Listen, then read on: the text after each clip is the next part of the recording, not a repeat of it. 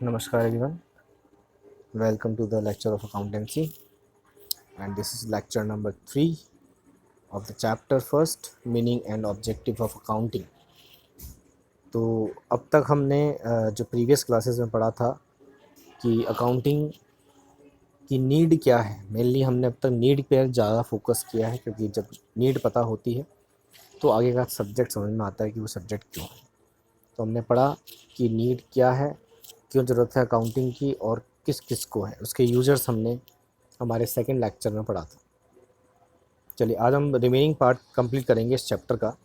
आज हम बेसिकली जो चैप्टर का नाम है मीनिंग एंड ऑब्जेक्टिव, आज हम मीनिंग और ऑब्जेक्टिव्स ही पढ़ने वाले हैं इस चैप्टर के।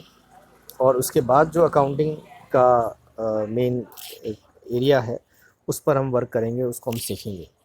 अभी तक ये जो चैप्टर हमारा है प्योरली थ्योरिकल चैप्टर है, जो सिर्फ इंट्रोडक्शन दे रहा है अबाउट अकाउंटिंग।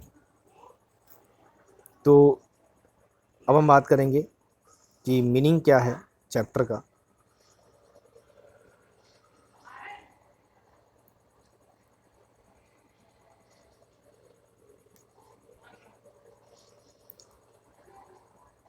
सो देखिए, मीनिंग की जहाँ तक हम बात करें, अकाउंटिंग का मीनिंग क्या है, 3 ऑथर ने अपनी अपनी मीनिंग दी है।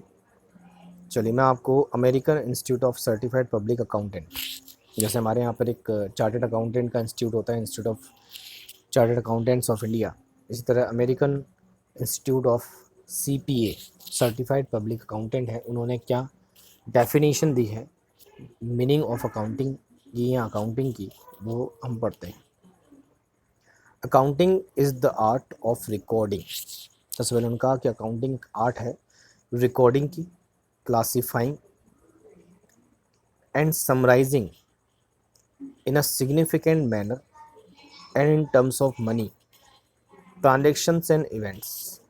बहुत ही टिपिकल लैंग्वेज में इसको लिखा गया है, लेकिन अब आपको ये टुकड़े करके मैं समझाता हूँ। सबसे पहले बोल रहे हैं अकाउंटिंग एक आर्ट है रिकॉर्डिंग की। किसकी रिकॉर्डिंग की? तो हमने इसमें पढ़ा एक ट्रांजेक्शन एंड इवेंट्स, मतलब हमारे बिजनेस में जो भी ट्रांजेक्शन, जो भी इवेंट्स होते हैं। अब ट्रांजेक्शन और इवेंट में क्या फ़र्क है कि ट्रांजेक्शन तो वो होता है जो हम लोगों ने खुद ने आगे से किया है, मतलब खुद ने जानबूझ के किया है, और इवेंट वो होता है जो कई बार ऐसी चीज़ है जो हमने खुद ने नहीं करी फिर भी हो जाता है। जैसे हमने मान लीजिए हमारे बिज़नेस में आग लग गई, लॉस हो गया, लॉस बाय फायर हो गया, तो एक इवेंट है। तो ट्रांजेक्शन और इवेंट दोनों की ही रिकॉर्डिंग अकाउंटिंग में की जाती है, ठीक है। क्योंकि पहला काम है, मैंने कहा था कि हमें बिज़नेस का प्रॉफिट लॉस निकालना है, ये तो हमारा ऑब्जेक्टिव है। लेकिन ऑब्जेक्टिव को पूरा करने के लिए पहले जो प्रीलिमिनरी रिक्वायरमेंट्स हैं वो पूरी करनी पड़ेंगी। उसके लिए ज़रूरी है कि पहले हम अकाउंटिंग का डेटा इकट्ठा करें। अब डेटा इकट्ठा क्या बनने का मतलब क्या है कि जो बिज़नेस के ट्रांजेक्शन्स हैं, ट्रांजेक्शन मतलब लेन देन, उनको हम रिकॉर्ड करें, प्रॉपरली रिकॉर्ड करें, अकाउंटिंग के तरीके से रिकॉर्ड करें, सिस्टमेटिक रिकॉर्ड करें। जैसे अगर एक कोई छोटा सा बिज़नेस भी है, तो वो बिज़नेस अपने प्रॉफिट लॉस को जानेगा तब जब वो पूरे अपने साल के जितने भी उसके सेल हुई है, जितनी भी उसकी परचेजेज़ हुई हैं, जितनी इनकम उसको हुई हैं, जितने उसके एक्सपेंसेस हुए हैं, उन सब का वो प्रॉपर एक रिकॉर्ड रखेगा। उसके बाद ही जाकर वो अपने प्रॉफिट लॉस की कैलकुलेशन कर पाएगा। तो सबसे पहला काम है ट्रांजेक्शन्स को रिकॉर्ड करना। अच्छा, इसमें एक चीज़ और है, डेफिनेशन में पढ़ेंगे कि in a significant manner and in terms of money. अच्छा, ट्रांजेक्शन हम उसी को कहते हैं, या इवेंट उसी वही ट्रांजेक्शन और इवेंट रिकॉर्ड होते हैं बिजनेस में, अकाउंटिंग में, जो कि मनी में मेजरेबल है। अगर कोई ट्रांजेक्शन मनी में मेजरेबल नहीं है तो उसको हम बिज़नेस में रिकॉर्ड भी नहीं करते हैं। मतलब उसकी कोई ना कोई मनी वैल्यू होनी चाहिए, उसका एक अमाउंट होना चाहिए, जो कि अमाउंट हम अपनी बुक्स ऑफ अकाउंट्स में रिकॉर्ड कर सकें। तो सिंपल सी बात है, अगर अकाउंटिंग आप कर रहे हैं, देखो अकाउंटिंग का हिंदी मीनिंग है सिंपल सा, हिसाब किताब करना। अकाउंटिंग क्या है? हिसाब की किताब। हम बुक किताब मतलब बुक मेंटेन कर रहे हैं, किसकी? हिसाब की। हिसाब किसका? बिजनेस का। तो ऑब्वियस सी बात है, उस हिसाब में कुछ अमाउंट इन्वॉल्व होगा, कुछ मनी इन्वॉल्व होगी, और वो मनी के टर्म्स में ही हम उस ट्रांजेक्शन को रिकॉर्ड करेंगे। तो अब कोई भी ट्रांजेक्शन और इवेंट जब बिज़नेस में रिकॉर्ड होगा, तो पहले तो वो ज़रूरी है कि बिज़नेस का ट्रांजेक्शन ऐसा होना चाहिए जो मनी में मेजरेबल हो, जिसकी कोई मनी वैल्यू। ठीक है, जैसे अगर हमने किसी से गुड्स ख़रीदा, तो कितने रुपए का गुड्स खरीदा, 10,000 का खरीदा, 20 का खरीदा, 50 का खरीदा, उतने रुपए से वो ट्रांजेक्शन रिकॉर्ड होगा। फिर हमने गुड्स बेचा तो कितने रुपए में बेचा, फिर वो ट्रांजेक्शन उतने रुपए के हिसाब से रिकॉर्ड होगा। कोई एक्सपेंस हुआ, खर्चा हुआ, तो कितने रुपए का खर्चा हुआ, वो ट्रांजेक्शन उतने रुपए के खर्चे से रिकॉर्ड होगा। सो मनी में ही जो ट्रांजेक्शन मेजरेबल होते हैं वो रिकॉर्ड होते हैं बिजनेस में। तो एक बात तो मैं यहाँ तक क्लियर हो गई कि अकाउंटिंग एक आर्ट है। हालांकि आप नीचे की डेफिनेशन पढ़ेंगे तो अकाउंटिंग एक साइंस भी है, क्योंकि रिकॉर्डिंग और ट्रांजेक्शन को रिकॉर्ड करने का अकाउंटेंसी का अपना एक तरीका है, एक सिस्टम है, एक कह सकते हैं कॉन्सेप्ट, एक प्रिंसिपल है। अकाउंट जैसे साइंस हम कहते हैं, साइंस का मतलब क्या है, जो कहीं ना कहीं किसी प्रिंसिपल और किसी कह सकते हैं कि इन्वेस्टिगेशन पर बेस्ड है, एक रिसर्च पर बेस्ड है। इसी तरह अकाउंटिंग भी एक साइंस है जो कहीं ना कहीं किसी कुछ प्रिंसिपल्स पर बेस्ड है। अकाउंटिंग के अपने एक प्रिंसिपल्स हैं, वो प्रिंसिपल्स भी हम आगे पढ़ेंगे। और ट्रांजेक्शन को रिकॉर्ड करने का अपना एक सिस्टम होगा, उस ट्रांजेक्शन की रिकॉर्डिंग के सिस्टम को भी हम आगे सीखेंगे। इसके बाद है इसमें रिकॉर्डिंग के बाद है क्लासीफाइंग। अब ट्रांजेक्शन्स को क्लासीफाई करना होता है। अब जैसे क्लासिफिकेशन का मैं आपको मतलब समझाऊँ, सपोज़ करो अगर मुझे ये देखना है कि साल भर में, मतलब मैंने एक पूरा ईयर, हमारे अकाउंटिंग में एक कॉन्सेप्ट होता है कि हम एक ईयर की अकाउंटिंग करते हैं, पूरे ईयर की। वो अकाउंटिंग ईयर हमारा होता है 1 अप्रैल से स्टार्ट होता है, 31 मार्च को एंड होता है।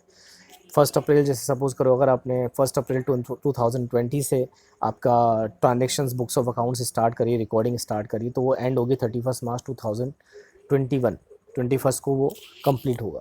तो उस फाइनेंशियल ईयर में, उसको हम फाइनेंशियल ईयर कहते हैं, उस ईयर में कितना हमारा प्रॉफिट लॉस है वो हम कैलकुलेट करते हैं। तो हमने जितने भी ट्रांजेक्शन रिकॉर्ड करें, बहुत सारे ट्रांजेक्शन हुए होंगे, बहुत बार हमने परचेज़ किया होगा, बहुत बार हमने सेल किया होगा, बहुत बार हमारे पास कैश आया होगा, पैसा आया होगा, बहुत बार कैश हमारे पास गया भी होगा, पैसा गया होगा, और बहुत सारे हमारे कई तरह के एक्सपेंसेस बार बार हुए होंगे। तो अब क्लासिफिकेशन का मतलब होता है कि किसी एक पर्टिकुलर अकाउंट के बारे में हमें सारी इन्फॉर्मेशन एक जगह इकट्ठी करनी है, मिल जाए। जैसे अगर मैं ये जानना चाहता हूँ साल भर में मैंने कितनी परचेज़ करी, तो परचेज़ के जितने भी ट्रांजेक्शन हैं उनको मैं एक जगह क्लासीफाई करूँगा। सेल्स कितनी हुई, तो सेल्स के सारे ट्रांजेक्शन्स को मैं एक जगह क्लासीफाई करूँगा, जो सेल्स अकाउंट में रिकॉर्ड होंगे। तो ये जो क्लासिफिकेशन होता है, इसके लिए एक बुक होती है जिसको हम बोलते हैं बुक ऑफ लेजर। लेजर को हिंदी में बोलते हैं, कभी आपने सुना होगा, खाता बही। तो वहाँ हम खाता बही में क्या करते हैं, सेल्स का एक खाता खोलेंगे, एक लेजर अकाउंट खोलेंगे, और उसमें जाके हम वो अकाउंट रिकॉर्ड, वो जो सेल्स के जितने भी ट्रांजेक्शन्स हैं वो एक जगह समराइज करके रिकॉर्ड कर देंगे। क्लासिफिकेशन के बाद हम लोग अगला काम करते हैं समराइजिंग। अब हम लोग को जैसे ये चेक करना है कि ठीक है, हमने साल भर में जितना भी परचेज़ करी, तो टोटली हमारी परचेज़ कितने की हुई, समराइज़ कर रहे हैं उसको हम। एक जगह इकट्ठा कर रहे हैं कि टोटल परचेज़ का क्या बैलेंस हुआ, कितने रुपए की टोटल परचेज़ हुई, किसी से 10,000 की परचेज़ हुई, किसी से 5,000 की हुई, किसी से 50,000 की हुई, तो ओवरऑल कितनी परचेज़ हुई इसकी समरी निकालेंगे। तो अगला काम होगा समरी कैलकुलेट करना। ठीक है, तो रिकॉर्डिंग, क्लासीफाइंग, और उसके बाद हम लोग करते हैं समराइज। जैसे हमने सपोज बिजनेस के ट्रांजेक्शन कैश में किए हैं या बैंक से हमने अपने अकाउंट से ट्रांजेक्शन किए हैं, तो हमने ये देखना है लास्ट में आके कि हमने सारे ट्रांजेक्शन करने के बाद हमारे पास कितना बैंक बैलेंस बचा। तो उसे हम लोग क्लासिफिकेशन करेंगे बैंक अकाउंट में, और उसके बाद उसका समराइज़ करके निकालेंगे कितना बैंक बैलेंस हमारे पास है। तो रिकॉर्डिंग, क्लासीफाइंग और समराइजिंग, ये मेन एक्टिविटी होगी बिजनेस की अकाउंटिंग में। ठीक है, तो accounting is the art of recording, classifying, summarising in the significant manner in terms of money, जो मनी में ट्रांजेक्शन्स होंगे, इवेंट्स होंगे, which are in part at least of a financial character, मतलब जिसका कोई ना कोई फाइनेंशियल करेक्टर होना चाहिए, जिसका कोई ना कोई मनी में मेजरेबल थिंग होना चाहिए, वैल्यू होनी चाहिए। And interpreting. अब इंटरप्रिटिंग मतलब का मतलब क्या है कि हम निष्कर्ष निकालेंगे, रिजल्ट निकालेंगे कि हमने फाइनली क्या इस रिकॉर्डिंग से क्या सीखा, हमने क्या फाइनली ये अचीव किया कि हमारा बिजनेस की क्या परफॉर्मेंस है, क्या प्रॉफिट है, क्या लॉस है। तो आप समझ जाइए, सिंपल सी हम डेफिनेशन बता दें, अकाउंटिंग की मीनिंग बता दें कि अकाउंटिंग में फाइनेंशियल ट्रांजेक्शन्स जिन्हें मनी में मेज़र किया जाता है उसे हम रिकॉर्ड करते हैं, क्लासीफाई करते हैं, समराइज़ करते हैं, रिकॉर्डिंग, क्लासिफाइंग, समराइज, ये सब आगे अकाउंटिंग में कैसे करते हैं, ये आगे सीखने की बातें हैं, वो आगे उसके लिए अलग चैप्टर्स बने हुए हैं, वो हम लोग आगे पढ़ेंगे। लेकिन अभी अभी इतना ही समझें कि हाँ, रिकॉर्डिंग होती है, फिर क्लासिफिकेशन होता है, उसके लिए अलग चैप्टर है, फिर समराइजिंग होती है, उसके लिए अलग चैप्टर है। और जब समराइजेशन हो जाता है, समराइजिंग करने के बाद हम लोग एक निष्कर्ष पे आते हैं, एक इंटरप्रिटेशन निकालते हैं, अपना रिजल्ट निकालते हैं कि बिज़नेस अल्टीमेटली प्रॉफिट में है या लॉस में है, या उसकी फाइनेंशियल पोजीशन क्या है, ये हम देखते हैं अकाउंटिंग के मीनिंग में।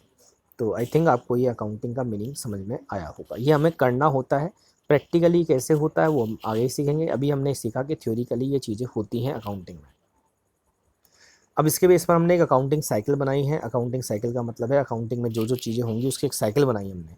जैसे सबसे पहले आप दिख रहा होगा साइकिल में आपको ट्रांजेक्शन है। अब ट्रांजेक्शन मतलब अभी हमने पढ़ा, जैसे ट्रांजेक्शन जो होंगे बिजनेस के पर जो मनी में मेजरेबल हैं उन्हें हम लोग रिकॉर्ड करेंगे। तो ट्रांजेक्शन को पहले हम आइडेंटिफाई करेंगे। आइडेंटिफाई करने का मतलब है कि हम पहले ही पहचानेंगे ट्रांजेक्शन बिजनेस का है या नहीं। भाई ट्रांजेक्शन हो सकता है हम लोग अपना खुद का पर्सनल घर का भी ट्रांजेक्शन कर रहे हैं, तो उसे बिजनेस में रिकॉर्ड नहीं करेंगे। इस बात का ध्यान रखें कि अकाउंटिंग का बेसिक प्रिंसिपल है, पहला प्रिंसिपल है, जब हम प्रिंसिपल पढ़ेंगे तब उसमें बताऊंगा। That is separate entity concept, separate entity principle. उस प्रिंसिपल का मतलब है कि बिजनेस की एंटिटी, अस्तित्व सेपरेट होता है बिजनेसमैन से, मतलब बिजनेसमैन अलग है और बिजनेस अलग है। तो ट्रांजेक्शन को पहले हम लोग जो है आइडेंटिफाई करेंगे कि बिजनेस के ट्रांजेक्शन कौन से हैं। हम केवल वही ट्रांजेक्शन रिकॉर्ड करेंगे जो बिजनेस के हैं। जो पर्सनल ट्रांजेक्शन बिजनेसमैन कर रहा है अपने घर में, हम वो रिकॉर्ड नहीं करेंगे बिजनेस में, क्योंकि हमें प्रॉफिट लॉस बिजनेस का जानना है। हमें अकाउंटिंग एक्टिविटी सारी बिजनेस की करनी है, बिजनेसमैन के पर्सनल ट्रांजेक्शन्स की नहीं करनी है। ठीक है। ट्रांजेक्शन्स को हमने कहा रिकॉर्ड करना है, तो रिकॉर्डिंग करने के लिए एक बुक होती है जिसका नाम होता है जर्नल। इसलिए अगली प्रोसेस होगी जर्नल। ट्रांजेक्शन को आइडेंटिफाई करना है, उसको फिर उसके बाद रिकॉर्ड करना है जर्नल में। जर्नल एक बुक है, प्राइमरी बुक ऑफ रिकॉर्डिंग, जिसमें हम ट्रांजेक्शन्स को रिकॉर्ड करेंगे। और अकाउंटिंग में रिकॉर्डिंग डेबिट और क्रेडिट के फॉर्म में होती है, तो हम लोग उसको डेबिट और क्रेडिट के फॉर्म में रिकॉर्ड करेंगे। वो हम कैसे करेंगे वो हमारे पास आगे सीखने का एक चैप्टर अपने आप में, एक लेजर जर्नल अपने आप में एक चैप्टर है। जर्नल चैप्टर हम सीखेंगे जिसमें हम लोग डेबिट क्रेडिट करना सीखेंगे, जिसमें हम लोग ट्रांजेक्शन्स को रिकॉर्ड करना सीखेंगे in form of debit and credit. Journal करने के बाद जैसे हमने पढ़ा अभी डेफिनेशन में कि जर्नल का मतलब है जहाँ ट्रांजेक्शन रिकॉर्ड होंगे। रिकॉर्डिंग के बाद अगली स्टेप थी क्लासिफिकेशन। तो क्लासिफिकेशन होगा लेजर में। लेजर का मतलब है खाता बही, जिसमें हम लोग अलग अलग खाते अकाउंट खोलेंगे। परचेज का अकाउंट, सेल्स का अकाउंट, एक्सपेंसेस का अकाउंट, बैंक का अकाउंट, कैश का अकाउंट, असेट्स का अकाउंट, लाइबिलिटीज़ का अकाउंट, सारे अकाउंट हम ओपन करेंगे और उसको वहाँ पे समराइज क्लासीफाई करेंगे ट्रांजेक्शन्स को, कि भाई ये परचेज का ट्रांजेक्शन है तो एक जगह परचेज के ट्रांजेक्शन क्लासीफाई कर दिए। सेल्स के ट्रांजेक्शन है तो सेल्स के ट्रांजेक्शन सेल्स अकाउंट में एक जगह क्लासीफाई कर दिए। एक्सपेंस के ट्रांजेक्शन है वो एक्सपेंस के अकाउंट्स में क्लासीफाई कर दिए। इस तरह सेपरेट सेपरेट ट्रांजेक्शन्स को एक जगह क्लासीफिकेशन कर देंगे उनके रिलेटेड अकाउंट में।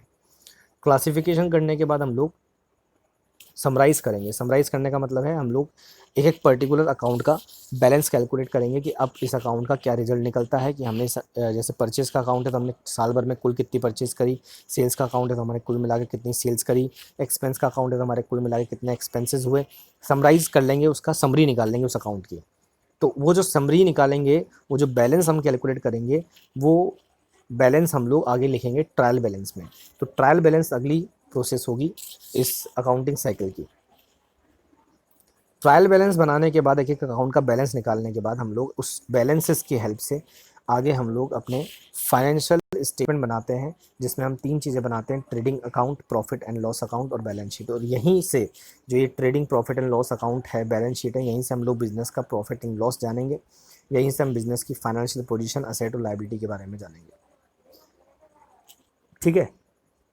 तो ये हमारी अकाउंटिंग साइकिल है। अकाउंटिंग साइकिल में हमने, आपको आगे भी दिख रहा होगा साइड में, राइट हैंड साइड पे आपके, कि कुछ बुक्स ऑफ ओरिजिनल एंट्री, जैसे हमने कहा कि बुक्स ऑफ अकाउंट्स हम मेंटेन करते हैं, तो हम कई और तरह की बुक्स भी मेंटेन कर सकते हैं। ये डिपेंड करेगा आपके बिजनेस के ट्रांजेक्शन अगर बहुत ज़्यादा हैं तो क्या करते हैं कि एक एक ट्रांजेक्शन, जो एक स्पेसिफिक नेचर का ट्रांजेक्शन है, उसके लिए एक अलग बुक बना लेते हैं। इस तरह 8 बुक्स बनती हैं।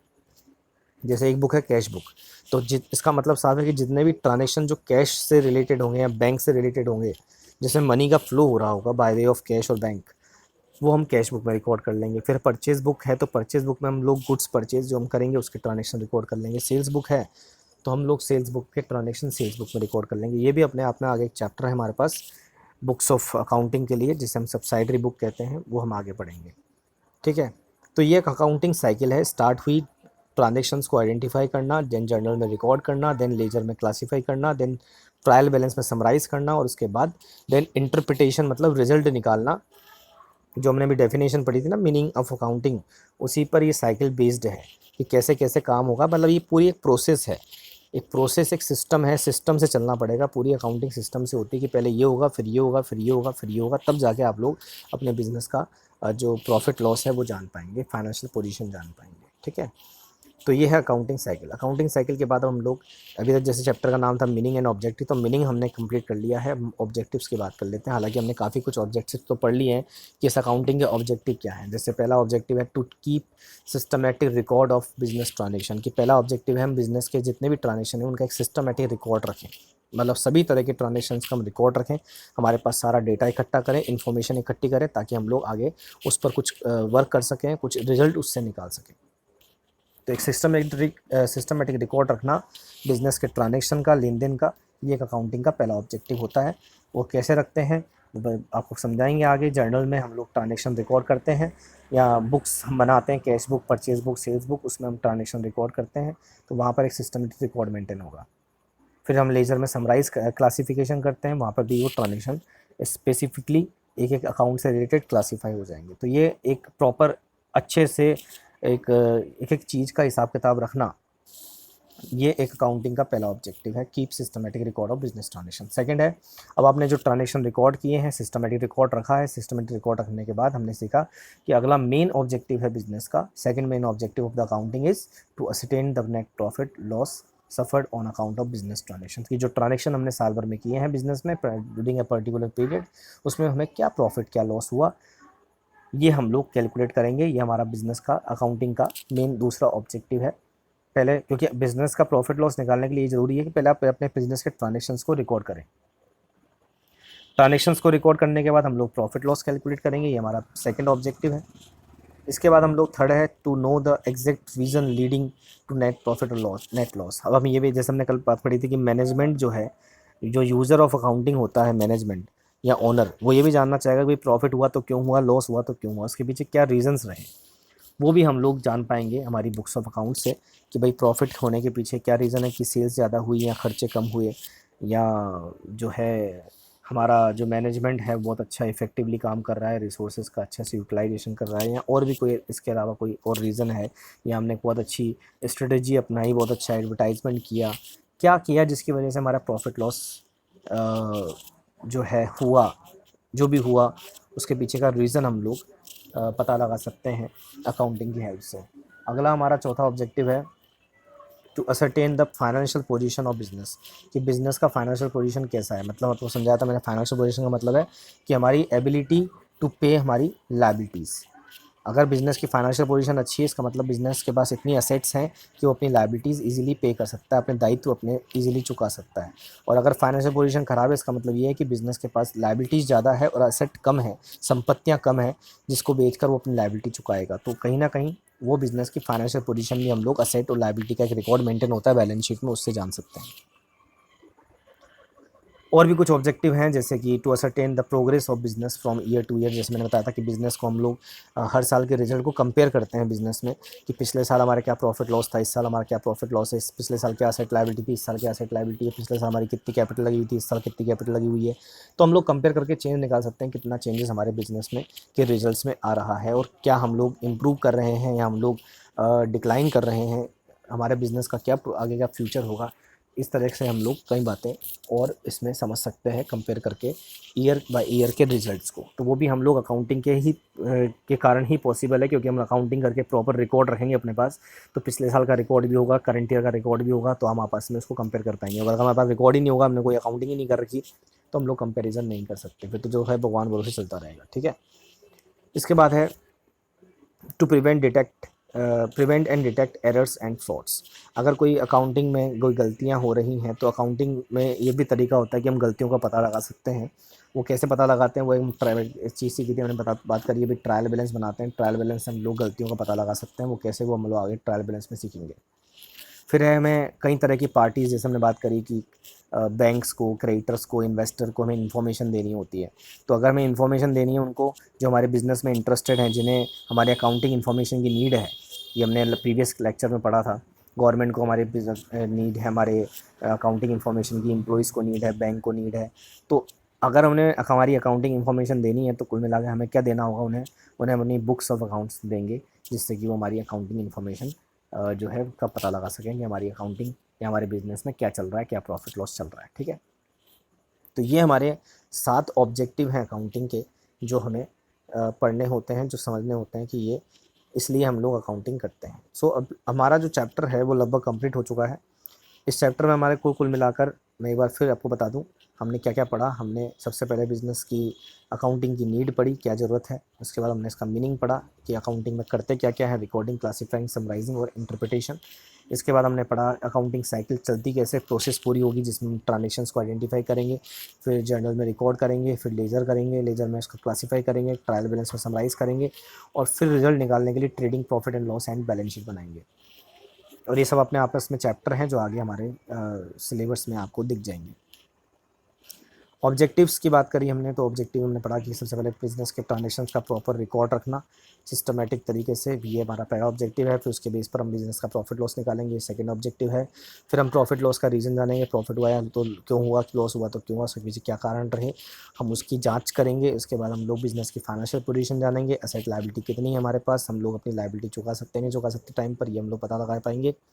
इसके बाद हम बिज़नेस की प्रोग्रेस जानेंगे, ईयर टू ईयर कंपेयर करेंगे, पिछले साल हमारे क्या रिजल्ट्स थे, इस साल हमारे क्या रिजल्ट हैं, कंपेयर करके हम बिज़नेस की प्रोग्रेस को जान पाएंगे। इसके बाद हम लोग जो है कुछ गलतियां, अगर कुछ एरर्स या फ्रॉड्स हमारे बिज़नेस में हो रहे हैं तो उसका भी पता लगा पाएंगे बिज़नेस की अकाउंटिंग से। जैसे एक छोटा सा एग्जांपल मैं आपको देता हूँ फ्रॉड एंड एरर का। एक और, अगर आप एक एक चीज़ का प्रॉपर रिकॉर्ड कर रखते हो, जैसे सपोज़ आपके पास कितना सामान आ रहा है, कितना आप चीज़ें खरीदते हो, आपने पूरा एक रिकॉर्ड रख रखा है, कितनी आप परचेज़ करते हो, तो आपके पास एक एक सामान का एक एक चीज़ का रिकॉर्ड होगा, कितनी आपके पास वो चीज़ पड़ी है।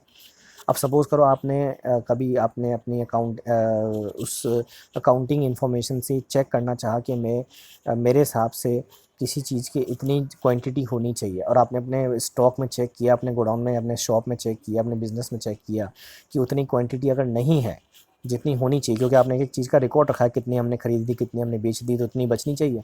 लेकिन अगर उतनी नहीं बच रही है, आप देख रहे हैं कि फिज़िकली इतना स्टॉक नहीं है, कम है, तो आपको सिंपल सा आपका फ्रॉड, इसका मतलब साफ है कहीं ना कहीं कुछ फ्रॉड हुआ है या कुछ गलती हुई है रिकॉर्डिंग में, वो हम पता लगा सकते हैं।